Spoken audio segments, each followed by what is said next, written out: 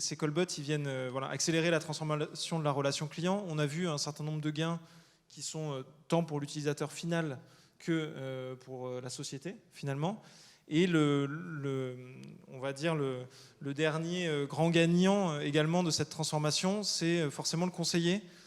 On n'y pense pas au premier abord, mais finalement, dans ce type de transformation, ce que je veux dire, c'est que voilà, ils sont vraiment au cœur de cette transformation, et je pense que c'est un témoignage que vous pouvez nous faire aussi, c'est-à-dire comment ces conseillers, finalement, à la fois, ils vont bénéficier, et je pense que l'exemple que tu viens de citer, Audrey, était un très bon exemple, et ils sont aussi au cœur du mouvement, c'est-à-dire que c'est vraiment, comment est-ce que vous les avez, en tout cas dans les projets que nous avons menés ensemble, ils étaient intégrés dès le début, et je pense que c'était un facteur clé de succès sur ce point-là.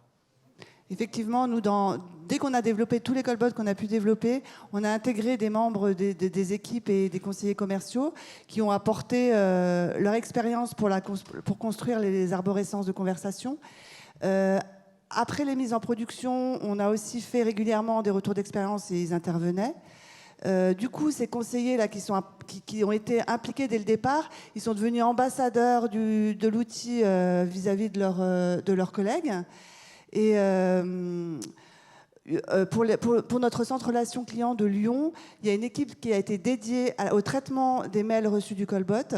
Et après, au fur et à mesure que ces personnes traitaient le callbot, ils se sont rendus compte que les conseillers étaient vraiment de plus en plus à l'aise dans la prise de téléphone et pour parler aux clients en ayant préparé les appels en amont. Du coup, cet outil maintenant est utilisé comme un incubateur pour les nouveaux arrivants, pour qu'ils se mettent à l'aise avec le téléphone. Ils font d'abord des appels sortants en étant capables de préparer leurs appels plutôt que de recevoir des appels entrants qui peuvent générer du stress. Et pour les personnes qui ont un peu souffert aussi de toute la période qu'on vient de traverser, il y a quand même beaucoup plus de tensions avec nos clients. Ça leur permet aussi de reprendre confiance en faisant des appels sortants, en préparant les appels. Et voilà, donc c'est tout bénéfice pour nos conseillers, effectivement. Donc finalement, c'est une sorte de respiration pour eux. Enfin, vous vous en êtes servi aussi pour leur permettre de... Exactement, pour reprendre un second souffle. Et pour, voilà, exactement. Il y avait vraiment des conseillers qui étaient en souffrance et ça leur a vraiment permis de reprendre confiance. Oui, alors c'est le cas chez nous et merci pour l'idée de l'incubateur. Ça va faire son chemin. Oui, alors nous, on a travaillé plus avec les référents métiers et les managers, mais en revanche, ce qu'on a voulu faire, parce qu'il y avait quand même une inquiétude des conseillers en disant, en fait, on va prendre notre travail. Et donc, on a voulu vraiment communiquer sur l'intérêt de l'outil, notamment sur les pics d'activité. Alors là, dès la première année, ils l'ont bien senti, c'était déjà beaucoup plus simple. Et en faisant des e-learning à chaque évolution. Et à chaque moment de changement, de petits changements, d'adaptation, pour qu'ils soient au courant, pour que ce soit communiqué, pour qu'on leur apporte de la matière et qu'on leur explique notre volonté.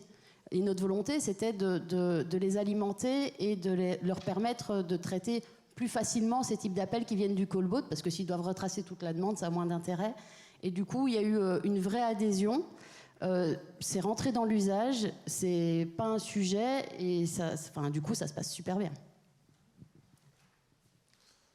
Donc au-delà du côté finalement conduite du changement et les intégrer pleinement dans cette transformation, vous avez aussi des retours donc, qui sont on va dire du terrain concret. Voilà, là la phrase qu'on voit, hein, j'aime pouvoir analyser le motif d'appel avant d'avoir le client au téléphone, je peux me préparer mentalement.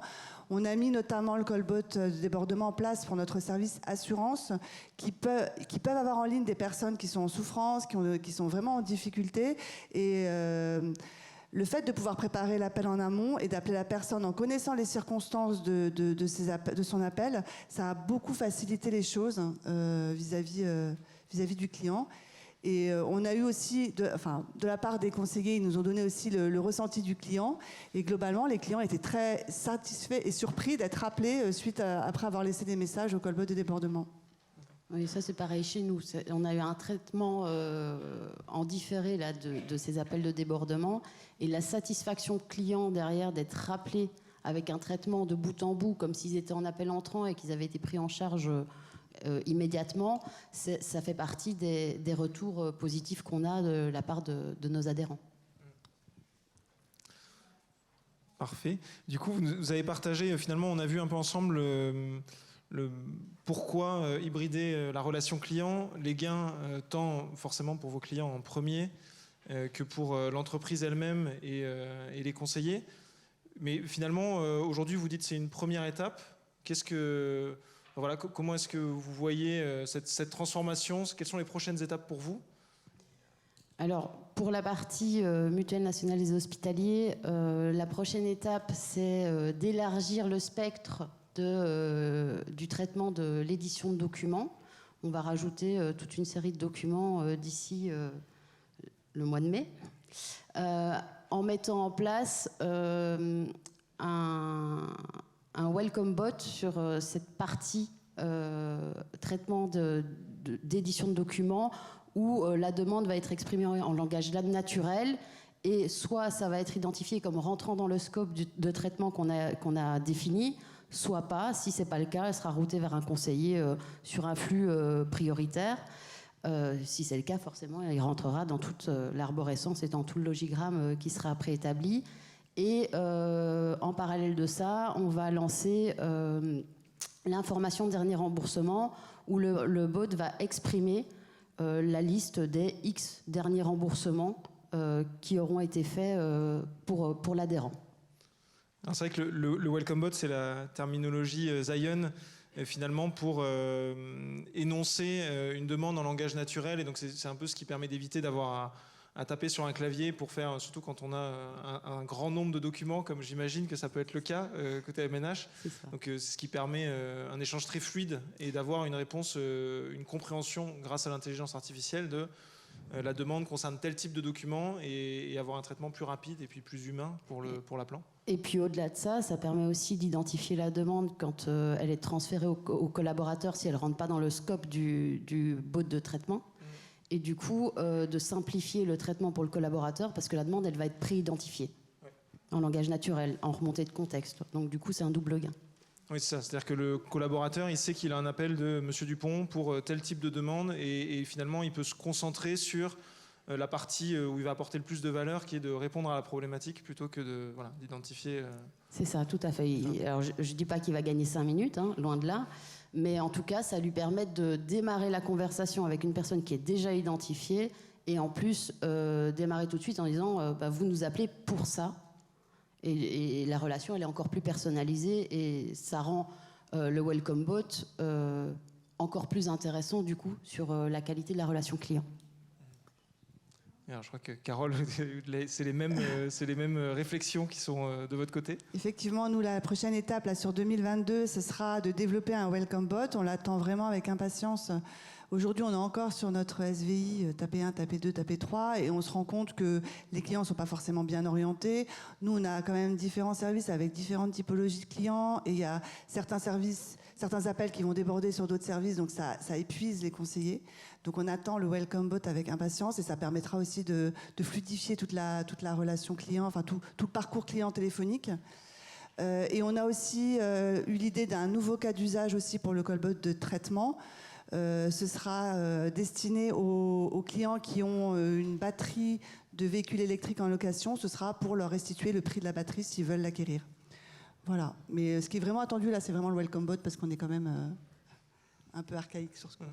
Alors, effectivement, sur le Welcome Bot, je pense dans les arguments dont tu nous parlais, Audrey, il y a cet intérêt, un des intérêts, c'est-à-dire que finalement, vu qu'on va identifier précisément le motif d'appel, on va limiter les redirections au sein des centres de relations clients, et ça, on sait que c'est un gain qui est non négligeable. Je pense, Carole, je pensais aussi peut-être à la statistique que tu peux nous partager sur les gens qui choisissent qui font un choix dans le SVI et qui finalement se retrouvent pas forcément au bon endroit, parce que c'est quelque chose qu'on observe aujourd'hui sur les demandes de solde. Et le Welcome Bot devrait répondre à ce type de problématique. Là, on est à peu près, je crois que c'est 40% des personnes qui vont vers la demande de solde et qui n'en veulent pas. C'est à peu près dans cet ordre d'idée-là. Et c'est vrai que nous, quand on a des centres qui vont fermer, tous les clients vont aller être transférés vers d'autres centres. Enfin, c'est épuisant pour les conseillers. C'est pas du tout efficace, quoi. Même pour le client, c'est fatigant. L'idée à terme en développement par briques, c'est d'aller vers ce Welcome Bot aussi, parce qu'effectivement, le SVI, c'est ancien. archaïque, je ne vais pas le dire parce que j'en ai encore un, mais c'est ancien. Et du coup, l'idée, c'est vraiment d'éviter aussi les débords entre activités.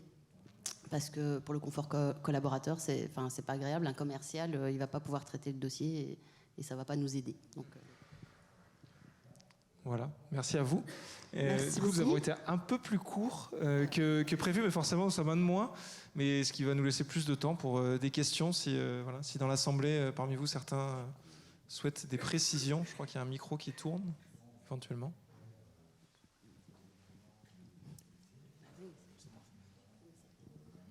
Merci pour cette présentation. Le Process Bot, c'est basé sur du RPA? Alors, le processing bot, c'est effectivement, et je pense qu'on peut en parler, vous en avez, chacune d'entre vous, il y en a un en production chez vous, c'est effectivement un cas d'usage d'automatisation. Donc on est sur une problématique donnée qui sont l'édition, soit l'édition d'un document chez vous, chez MNH, soit la restitution d'un solde chez RCI. Et l'idée, c'est de pouvoir automatiser la demande de façon on va dire, à diminuer le flux d'appels sur une problématique qui est pas forcément à forte valeur ajoutée pour un conseiller qui répondrait automatiquement. Ouais.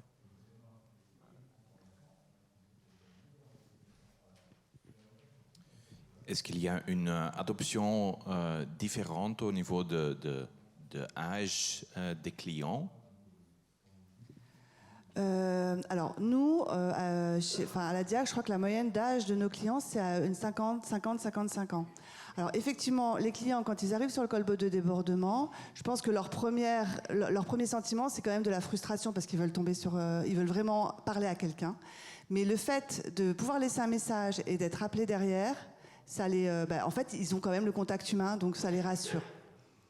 Donc après, nous, c'est cet âge-là. Je ne sais pas pour toi, Audrey. Pour la Mutuelle nationale des hospitaliers, la tranche d'âge elle est aussi plutôt élevée, la moyenne d'âge, pardon. Et pour le coup, on l'a mis en place. Alors c'est sûr que l'acceptation elle est plus rapide pour les plus jeunes, mais encore faut-il définir ce qu'est plus jeune maintenant. Je ne sais pas, avec l'évolution des technologies, tout le monde quand même y adhère de plus en plus. Donc quand je dis les personnes âgées qui ont plus de difficultés, moi je parle 75 plus. Je veux dire, en dessous, globalement, ils répondent au bot, ça traite la demande.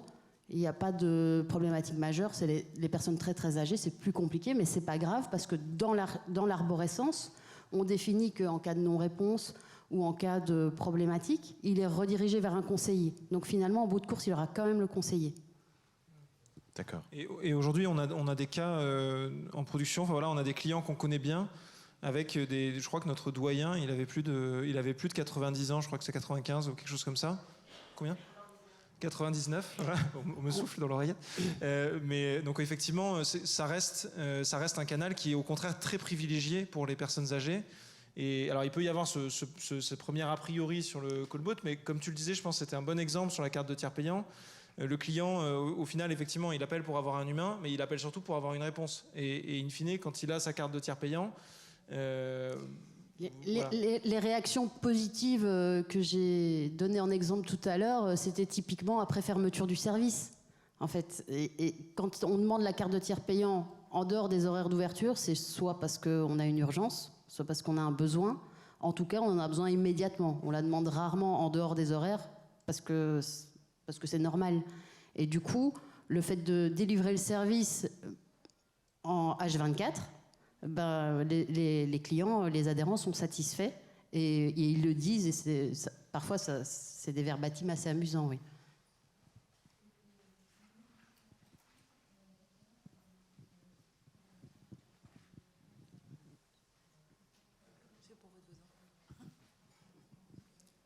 Bonjour, une question peut-être plus technique sur le fonctionnement du bot.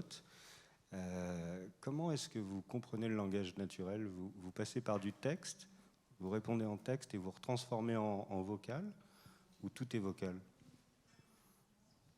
Alors, sans rentrer forcément dans toutes les arcades, mais effectivement, la réflexion, la brique d'intelligence artificielle qui est mise en œuvre, elle se fait effectivement sur du texte. Donc il y a bien une transcription et donc on passe du vocal au texte, c'est analysé et c'est revocalisé. Et ce qui fait aussi que la solution, elle est multicanale. Donc c'est-à-dire qu'on est capable à la fois on a des bots qui répondent sur du messaging bot, sur du WhatsApp, on a du chatbot et on a du voice bot, mais forcément la complexité sur la voix est supérieure à la complexité sur le chat, parce qu'il y a toute cette notion. Et en plus, d'un point de vue purement expérience client, on n'a pas forcément parlé, mais c'est une expertise supplémentaire parce qu'on ne s'exprime pas de la même façon à la voix que sur du chat. Et donc ça demande vraiment... l'une d'entre vous, je crois, l'a évoqué à un moment, typiquement la phrase d'accroche. Nous, on regarde beaucoup l'engagement, c'est-à-dire est-ce que le client il va répondre à la première question du bot. Et je pense pour rebondir aussi sur votre question sur la surprise d'avoir un callbot en premier lieu. Et là, on voit bien que c'est d'un point de vue expérience utilisateur, c'est une vraie expertise d'arriver à se dire, en fonction de la façon dont je pose la question, on peut avoir des variations de 5 à 10 points en retour. Voilà, donc c'est vraiment extrêmement important. Et alors, sur le texte, est-ce que vous utilisez ça pour aller chercher de l'émotion chez le chargé de clientèle, c'est-à-dire détecter quand un appel s'est mal passé, détecter des choses pour pouvoir derrière faire de la reformation ou venir écouter un appel en se disant tiens, là soit il y a eu un client difficile, soit il s'est passé quelque chose là. Alors c'est effectivement des choses qu'on analyse et qui sont sur lesquelles on a quelques clients avec lesquels on avance sur ces sujets-là aujourd'hui, ce qu'on appelle l'intelligence émotionnelle.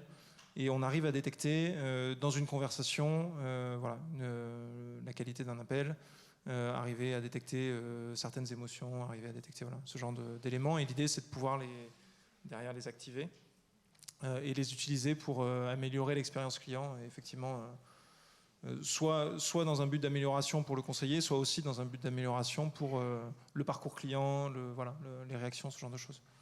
Donc c'est des choses qui sont...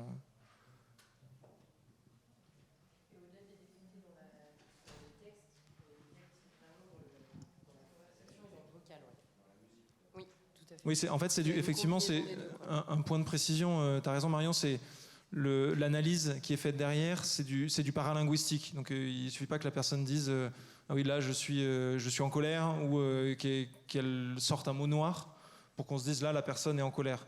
C'est dans l'intonation, c'est dans la durée des espaces, c'est dans... c'est vraiment des choses qu'un humain pourrait être capable de détecter, mais c'est vraiment du relationnel. Plutôt que du vocal pur avec des mots qui seraient énoncés. Ouais.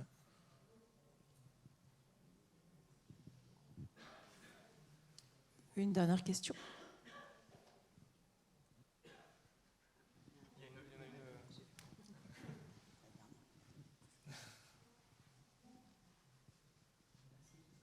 Bonjour.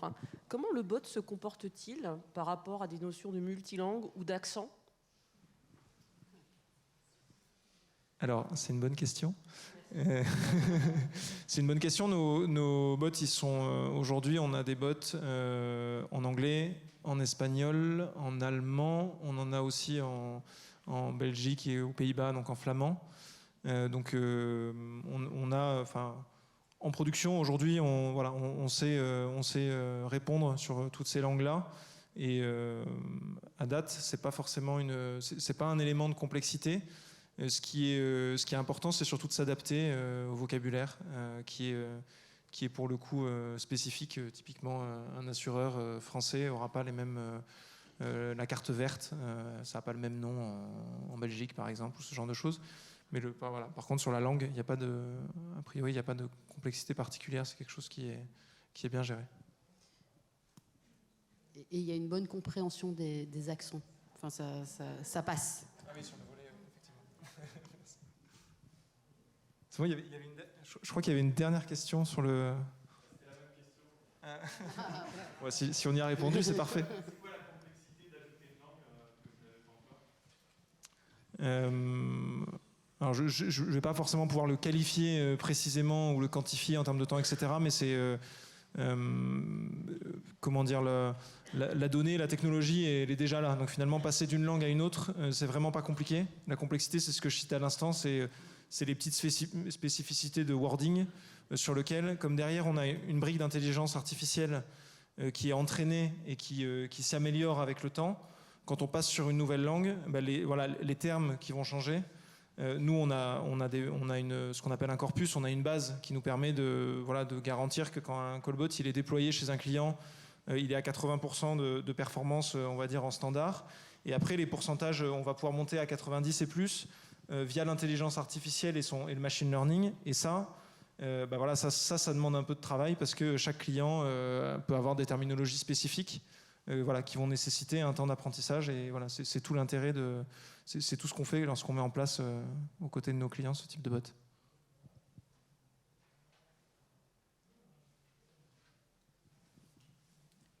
Une dernière question. Vous avez un stand ? Alors nous avons un stand qui est le stand C64. Je crois qu'il faut que je change la slide. Voilà. Donc si vous voulez en savoir plus, n'hésitez pas à passer sur le stand. Sur le stand, il y a aussi la possibilité, parce que c'est toujours bien d'en parler, de parler des bots, mais le mieux c'est de voir en vrai comment ça marche. Et donc vous pouvez vraiment, si vous voulez aller essayer, n'hésitez pas à passer sur le stand. Vous allez pouvoir essayer, vous allez pouvoir écouter des audios. Je pense que c'est vraiment la meilleure façon de se rendre compte de la technologie et de la performance des bots. Donc n'hésitez pas, on vous y attend. Merci beaucoup.